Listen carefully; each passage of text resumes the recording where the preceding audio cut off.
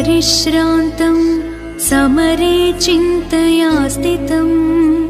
रावणं चाग्रतो दृष्ट्वा युद्धाय समुपस्थितम् दैवतैश्च समागम्य द्रष्टुमभ्यागतो रणम् उपगम्याब्रवीद् रामम् अगस्त्यो भगवान् ऋषिः राम राम महाबाहो शृणु गुह्यं सनातनम् येन सर्वा नरीन् वत्स समरे विजयिष्यसि आदित्यहृदयं पुण्यं सर्वशत्रुविनाशनम् जयावहं जपेन्नित्यम् अक्षयं परमं शुभम्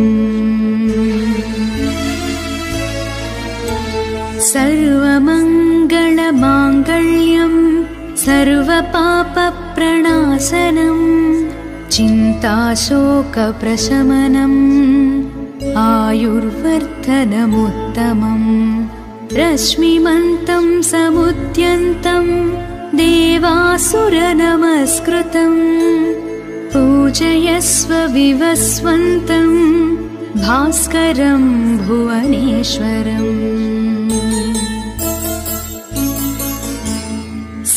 सर्वदेवात्मको ह्येष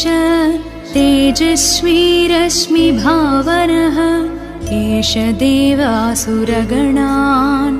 लोकान् पाति गभस्तिभिः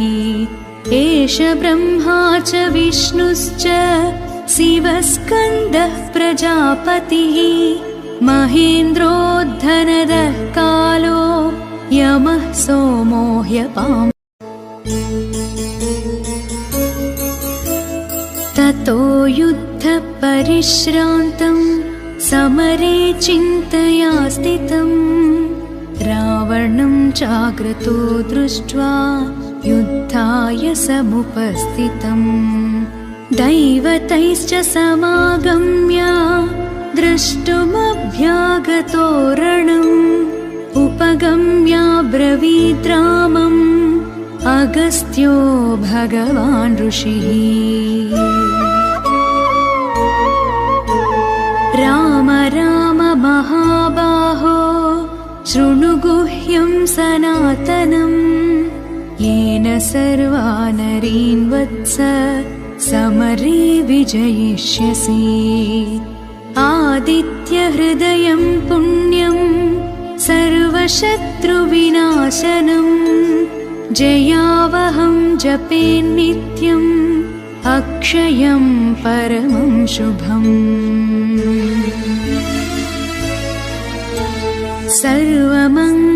सर्वमङ्गलमाङ्गल्यं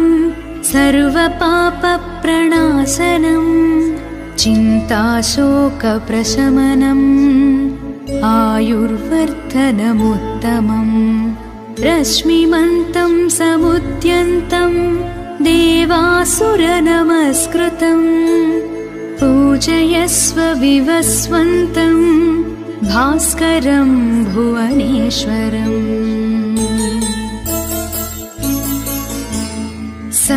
सर्वदेवात्मको ह्येष तेजस्वी रश्मिभावनः एष देवासुरगणान्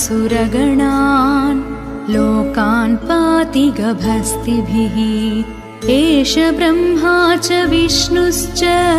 शिवस्कन्दः प्रजापतिः महेन्द्रोद्धनदः कालो यमः सोमो ह्यपाम् ततो युद्धपरिश्रान्तं समरे चिन्तया स्थितं रावणं चाग्रतो दृष्ट्वा युद्धाय समुपस्थितम् दैवतैश्च समागम्य द्रष्टुमभ्यागतो रणम् उपगम्याब्रवीद् रामम् अगस्त्यो भगवान् ऋषिः राम राम महाबाहो शृणु गुह्यं सनातनम् येन सर्वा नरीन् वत्स समरे विजयिष्यसि आदित्यहृदयं पुण्यं सर्वशत्रुविनाशनम् जयावहं जपेन्नित्यम् अक्षयं परमं शुभम् सर्वमङ्गलमाङ्गल्यं सर्वपापप्रणाशनम् चिन्ताशोकप्रशमनम् आयुर्वर्धनमुत्तमम् रश्मिमन्तं समुद्यन्तं देवासुरनमस्कृतम् पूजयस्व विवस्वन्तं